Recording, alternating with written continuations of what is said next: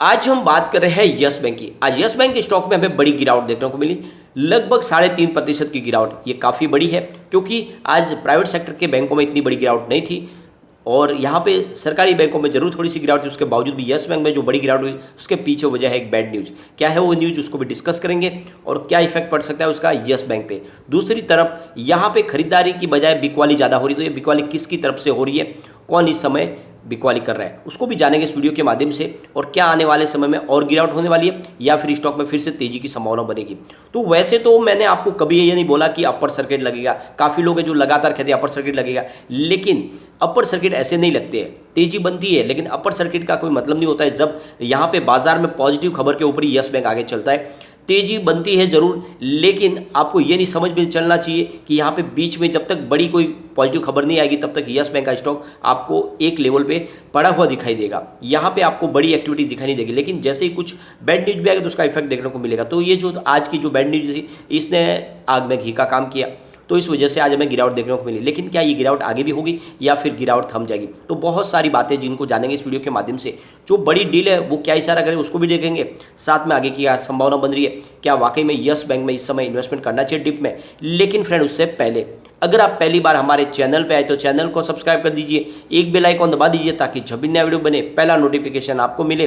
Video पसंद आए तो लाइक शेयर जरूर कीजिए। चलो फ्रेंड्स वीडियो स्टार्ट करते हैं। मैं हूं आपका दोस्त एसबी दवे और हमारे अपने चैनल ऑनलाइन कमाई में आपका बहुत बहुत स्वागत है। सबसे पहले आज के ट्रेडिंग को डिस्कस कर लेते हैं। स्टॉक ओपन हुआ 16.70 पर, लो बना 15.95 का और हाई है 16.75 का। अंत में क्लोजिंग 16.05 पर रही, यानी नीचे की तरफ भी क्लोजिंग है। इसकी जो गिरावट है आज वो 3.60% की रही है। यहाँ पे अगर हम वॉल्यूम को देखें तो बीएससी में आज 3,23,76,000 का वॉल्यूम हुआ, सामने 1,81,21,000 की डिलीवरी उठाएगी। डिलीवरी का परसेंटेज 55.97% है। बात अगर एनएससी की करें तो 10,74,77,000 का वॉल्यूम हुआ, सामने 5,29,84,000 की डिलीवरी उठाएगी।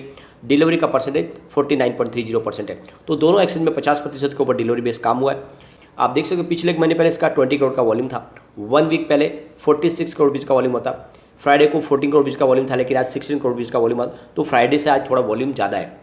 यहाँ पे इसकी परफॉर्मेंस देखें तो 10.50 52 वीक का लो है, 17.90 52 वीक हाई है। फ्लैश स्टॉक 16 पर आ चुका है, तो ऊपर के लेवल से लगभग 2 रुपये नीचे आ चुका है।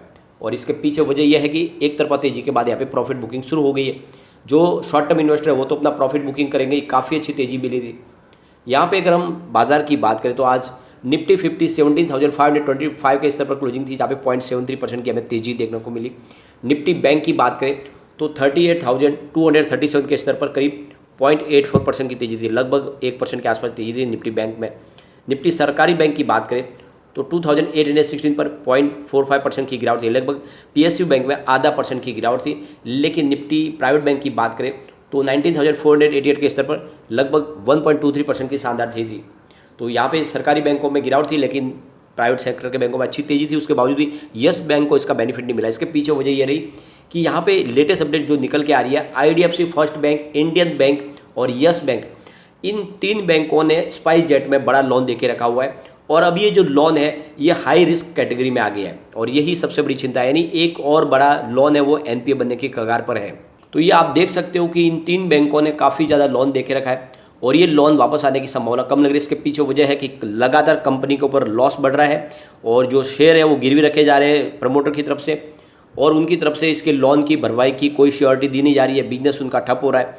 ऐसे में आने वाले समय में हो सकता है कि ये जो लोन है ये एनपीए बन जाए, कंपनी शायद डूब जाए। तो ऐसी संभावनाओं की वजह से भी आज इन शेयरों में दबाव हमें देखने को मिला, स्पेशली यस बैंक के शेयर में हमें काफ़ी दबाव देखने को मिला। सबसे बड़ी बात है कंपनी ने अपनी अर्निंग है उसमें काफ़ी निराशाजनक आंकड़े जो बताया, उसके बाद में कोई पॉजिटिव खबर निकल के आई नहीं स्पाइस जेट की तरफ से, उसका इफेक्ट देखने को मिल रहा है। दूसरी तरफ यहाँ पे इसके जो प्रमोटर है वो इसमें अपनी कुछ बड़ी स्टेक बेचना चाहते हैं, कोई पार्टनर ढूंढ रहे हैं जिसको स्टेक बेच के वहाँ से कुछ फंड रेज किया जाए, जिसकी वजह से कारोबार को आगे बढ़ाया जाए। तो कुल मिला के ये जो चिंताजनक बात है कि आने वाले समय में क्या यस बैंक को एक और बड़े एनपीए का सामना करना पड़ेगा, इसी वजह से थोड़ा सा आज माहौल गड़बड़ हो गया है। लेकिन ओवरऑल यस बैंक तो मजबूत है। लेकिन यहाँ पे आपको ये ध्यान रखना है कि रिटेल इन्वेस्टर तो बहुत जल्द डर जाते हैं, थोड़ा सा मामला गड़बड़ा जाता है तो यहाँ पे गिरावट शुरू हो जाती है। आज कुछ बड़े फंड हाउस ने अपनी प्रॉफिट बुकिंग भी की है। इसके पीछे वजह यह है कि काफ़ी नीचे उन्होंने खरीदारी की थी, आपको पता ही होगा 12 रुपये 65 पैसे से जो स्टॉक दौड़ना शुरू हुआ तो 17.90 तक गया, तो बड़ी तेज़ी बनी थी, तो ऐसे में प्रॉफिट बुकिंग कर दिया। वैसे एफआई की तरफ से तो लगातार खरीदारी जारी है, वो यहाँ पे बिल्कुल किसी लेवल पे अपने शेयर नहीं बेच रहे, लेकिन रिटेल इन्वेस्टर इन बड़े फंड हाउस के पीछे पीछे लगातार बिकवाली करते हैं और फिर शेयर की प्राइस है वो नीचे आ जाती है।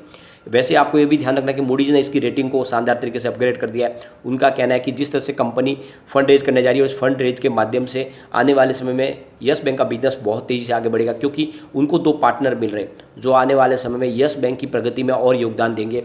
तो एक तरह से देखें तो यस बैंक का मामला पॉजिटिव बनता जा रहा है, लेकिन उसके बावजूद भी यहाँ पे सिर्फ रिटेल इन्वेस्टर है जो लगातार यस बैंक के शेयर से बाहर हो रहे हैं। ये आप देख सकते हैं जनरल पब्लिक का जो आंकड़ा है लगातार गिरा है, और सिर्फ यहाँ पे एफआई है जो हर क्वार्टर में अपनी होल्डिंग को बढ़ा रहे हैं। अगर आप देखें तो एफआई ने सितंबर 2021 में 7.92% की जो होल्डिंग ली थी, उसको दिसंबर 2021 में बढ़ा के 8.17% कर लिया, और मार्च क्वार्टर आते आते उनकी होल्डिंग 10.97% तक पहुंच गई।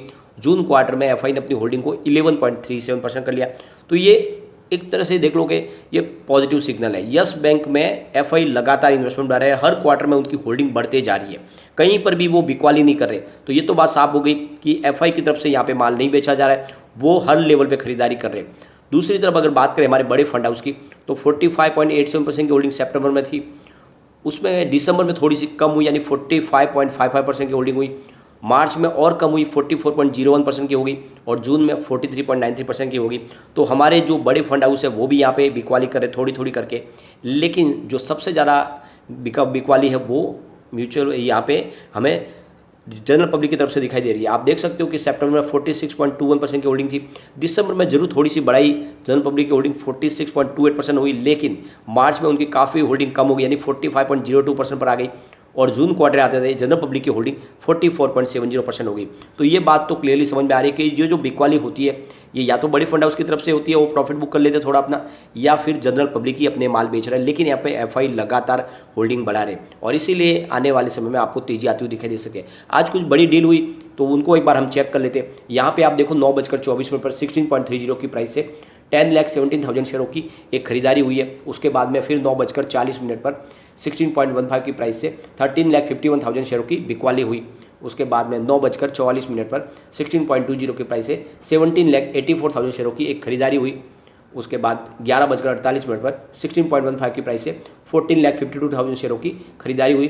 फिर 11:54 पर 16.20 की प्राइस से 11 लाख शेयरों की एक खरीदारी हुई। फिर 1:14 पर 16.15 की प्राइस से 11,44,000 शेयरों की बिकवाली हुई। फिर आप देखो तो 1:29 पर 16.15 की प्राइस से 10 लाख शेयरों की बिकवाली हुई।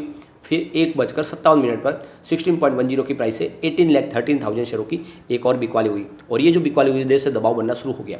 फिर 2:43 पर 16 की प्राइस से 10,83,000 शेयरों की एक और बिकवाली हुई। फिर 2:58 पर 16.05 की प्राइस से एक 16,87,000 शेयरों की खरीदारी हुई।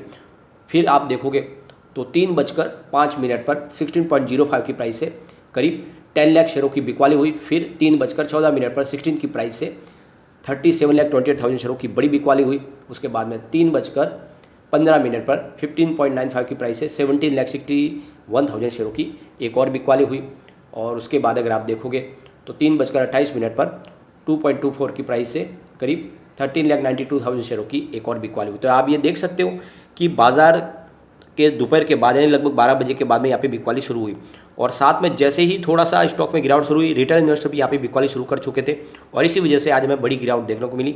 और ये असर जो है न्यूज़ का भी है कि जैसे स्पाइस जेट की न्यूज़ बाजार में निकल कर आई कि यहाँ पे एनपीए और बन सकता है, इसी वजह से यहाँ पे आज दबाव बना।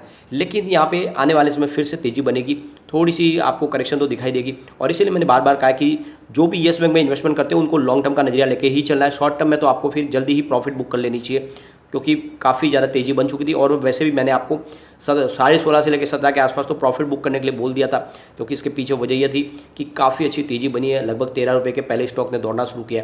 तो ऐसे में अभी भी प्रॉफिट बुक करने का मौका, अगर आपने निचले लेवल से खरीदारी की तो सिर्फ short term investor, long term investor को डरना नहीं है, क्योंकि फिर से बड़ी तेज़ी बनेगी। अभी यहाँ से पॉजिटिव दौर शुरू हो चुका है।